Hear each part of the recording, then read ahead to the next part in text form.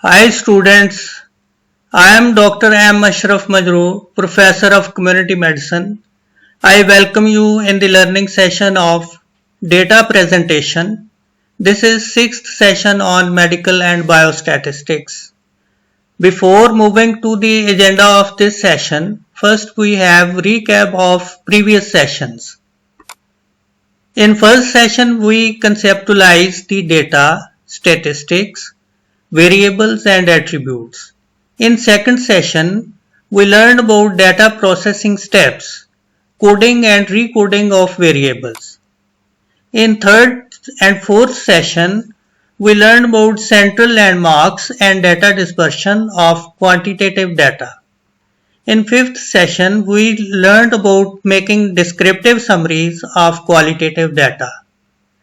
The agenda of this session include PowerPoint presentation, including objectives of data presentation, planning of presentation, methods of data presentation, tabulation of data, graphical illustrations of data, depiction of specific data patterns, statistical patterns of distribution.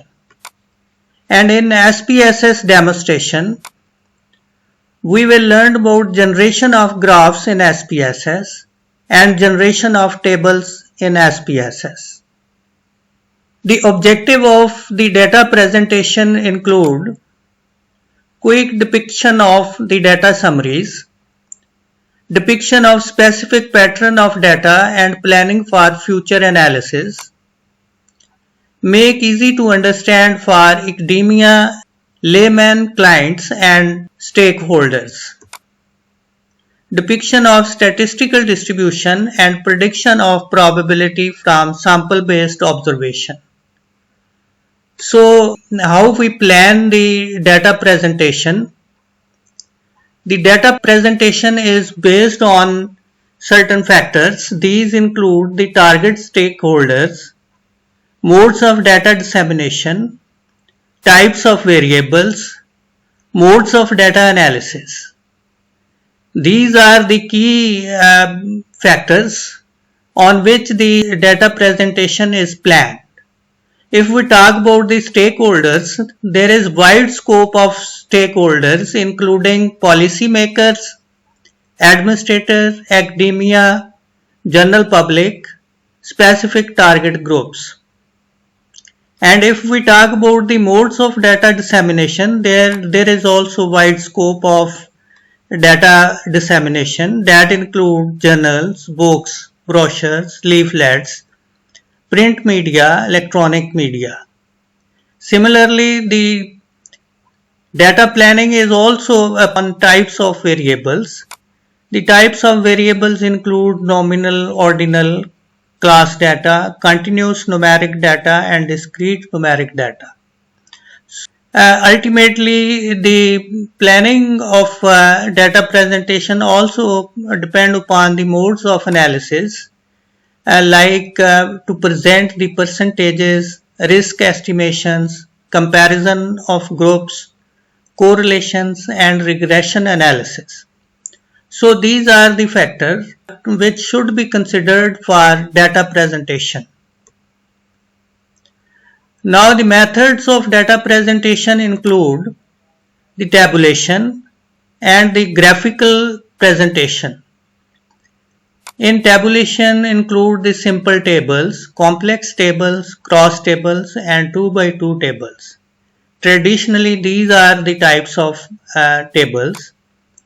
Then in graphical presentation include bar charts, histograms, pie charts, frequency polygons and pictograms.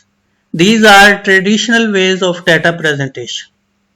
But currently the new methods of spot mapping of data and bubble diagrams and the geographical information system, these are the new innovation in data presentation. Let's describe the typical template for the tabulation or table formation. The typical formal format include the columns and the rows And if we talk about the table has two main parts. One is the box head on the top and other is the stub head on the top. And these are meant for the labeling, and these are meant for labeling. Under the stub heads, there are row labels known as stub entries. And then there is a body of the table where the cells and the entries are made in the table. So if we further break up the box head, it consists of caption or box headings, and it also consists of subheadings cover the multiple columns, and then the individual columns, they are the column headings. And this is the typical structure of the formal table. The other parameters for the table are the total, row totals, and then is the total of the columns, and lastly the table number and the table title must be there, and the source and the reference must be mentioned if it is required so. So this is a typical formal structure of the table. Let's see how this is applied over a table. If we see the tabulation, here is the tabulation representing the frequency and percentage of men, women, the systolic blood pressures. If we see what are the parts, these are the columns and these are the rows, and this is the box head and this is the stub head. Systolic blood pressure categories are entered in stub head and frequency and percentages in box head. Further, this is the stub entries and this is the body, and the column breakage is, the subheading is men and women, and the column headings are count, percentage, and this is how a typical table is presented. Then is the table number, title, and the source or reference. So this is the way of tabulation of data. Now the simple frequency tables, the table which consists of a single variable, that is known as simple frequency table. Here is the classes of the variables, category of the variables, and this is the frequency. And more things are added like relative frequency and the percentage. But this is simple frequency table, consists of description of only one variable. Then is the cross table, which consists of the multiple variables. On one side are the classes and on other side there are other categories, is also known as cross table. And the rows and columns may be increased, and this is known as R into C table, row into column table. Then is the 2 by 2 table, which consists of only 2 columns and 2 rows, and this is very important table in the statistics. On the row side is the exposure, yes or no. There are 4 cells, A, B, C and D. And on the column side is the disease, yes or no. And each box has dual characteristics. If we talk about the nature of the A, it represents the disease positive and exposure positive. And if we talk about the cell D, disease negative and exposure negative.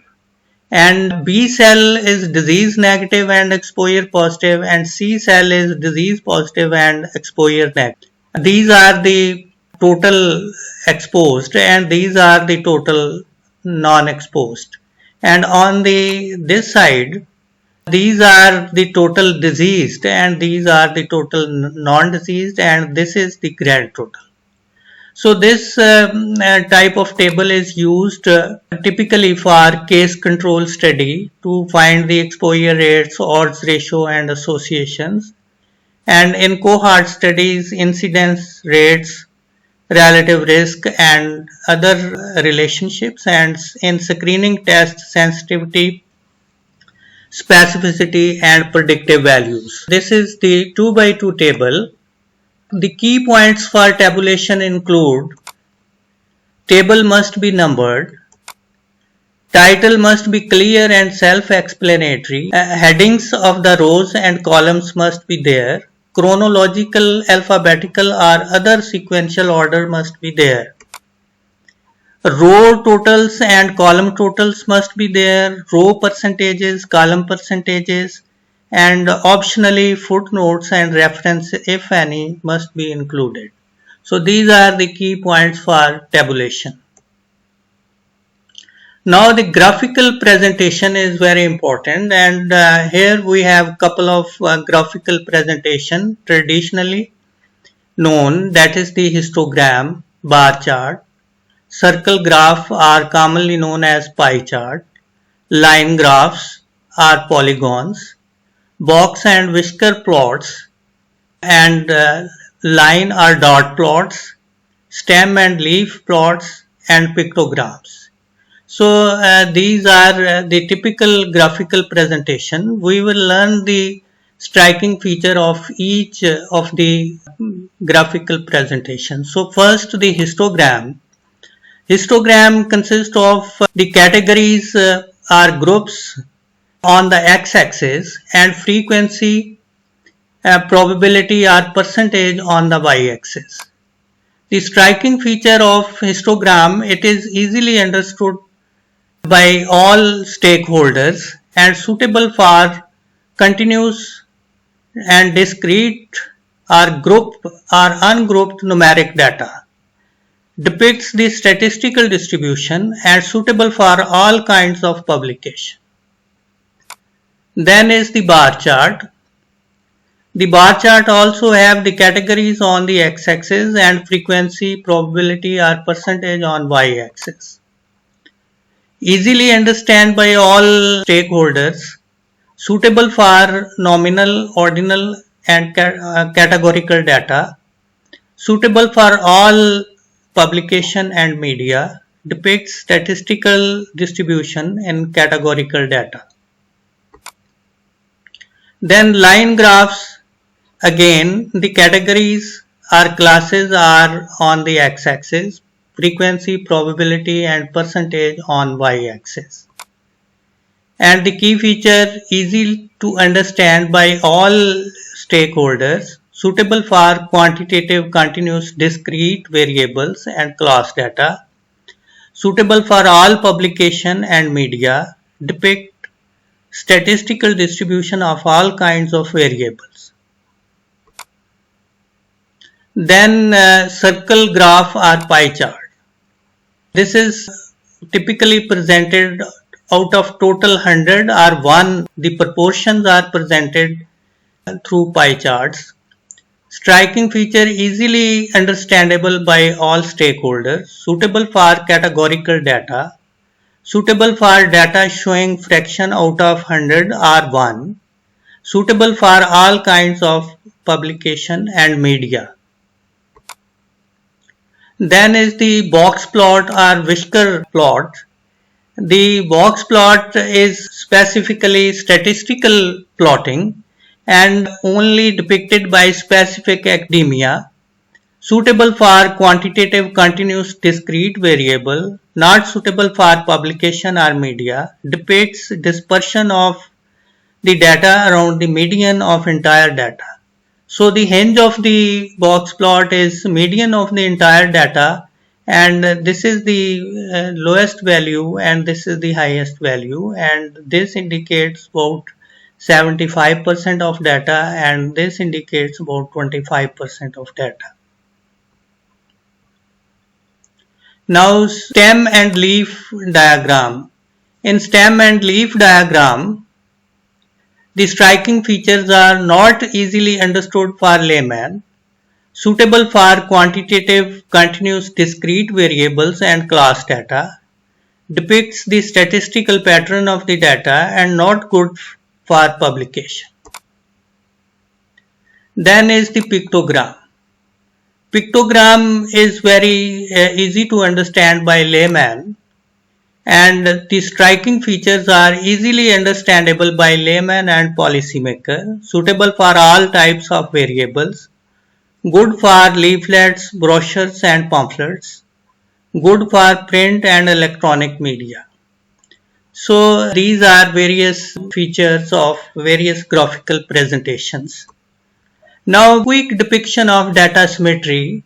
If we look at the graphs, this is the histogram and polygon quickly depicting the data distribution, and this is the left skewed distribution and this is the right skewed distribution, and this is the unimodal and unimodal data. This is the bilateral symmetrical data, and this is the normal distribution. So the graphical presentation quickly depicts the symmetry of the data. Now we have some specific pattern of data distribution, and these distributions are classified and named. For example, this is the symmetrical unimodal distribution, and this is the skewed left distribution, and this is the skewed right distribution, and both are unimodal.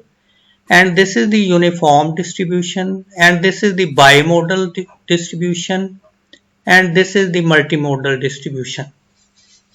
So one of the objective of data presentation to depict the pattern of distribution. Then we have more than a dozen statistical pattern, but we have important pattern which we will describe in the next session. That is the normal distribution, student T distribution or T distribution. Then we will describe the binomial distribution and Poisson distribution. So these are important and we will learn in the next session. Now we will move on for demonstration of SPSS, generation of graphs and generation of tables. So if we look at the data, we have a data set from which we can generate the graph. This is the data view, and this is the variable view. We have 12 variables, and we will learn about the graphics. For graphs, we will go to the graph and we will go to legacy dialog. In legacy dialog, we have wide range of graphical presentation, and we will select which we need it. So first we start with the histogram. So here is the histogram. We click the histogram and we have this dialog box. Now we will put our data, that is the age groups. We will take the age groups for histogram, and now we will click OK. We will get the histogram. So here we have histogram. These are the age categories, and this is the frequency shown on this histogram. And if we want to format this table, we will double click on it and we will have a little modification for demonstration. For example, if we want to change the color of this graph, we have double click on this bar, and then we have the color options, and we will select one of the color and we will apply it. So now this table is formatted, and now we have the new color. So this is how we get the histogram, and then we can have the reformatting in the SPS. Next we have the graph. We will go to the legacy dialog box and we have the bar chart. So let's define our variables. We can have the same variable into the category of axis, and then we say OK. So we will get now the bar chart. This is the bar chart showing age categories, and this is the frequency. And again we will go to the graph and we will go to the legacy box. Now we want to have the line diagram. So we will go to define, and then we will put our data for line diagram. For example, the same data like age groups, we will get the line diagram. So the line graph or frequency polygon is generated at this time. Again, we will go to the graph. We will go to the legacy box and we will select pie chart in this time and we will define. For example, we have the grades of illness in COVID. So we will get the pie chart or circle graph for the grades of illness shown by mild, moderate and severe. So this is the circle chart we have produced through SPSS. Then again we go to legacy box and we will go to box plots. So we will define the box plot. We will reset, we change our variable, and here we have a box plot for the weight of the COVID patients. So similarly, we can again go to the graph and we can get any type of graph. For leaf and stem diagram, we have to go to analysis, descriptive statistics. We will select the explore and we will reset our dialog box and we will add age as variable for leaf and stem diagram and we will click OK. So here we will get the leaf and stem diagram for age. So this is the leaf and stem diagram for age. So now we will have the summary tables through SPSS. We will go to analysis and we will go to descriptive statistics. We will go to frequencies. We will reset our dialog box and we will put various variables for which we want tables. We will put the nominal variables and categorical variables, the gender, age groups, the grade of illness, the COVID test, the test results of the COVID, vaccination status. So we will click for frequency tables. Here we have the frequency tables. So all kind of frequency tables are generated through a single click. In this session, in this demonstration, we have demonstrated how to generate the graphs, how to generate the frequency tables by using SPSS statistical software. So this is from this session. Thank you very much for sparing your time. We will continue with data distribution in the next session.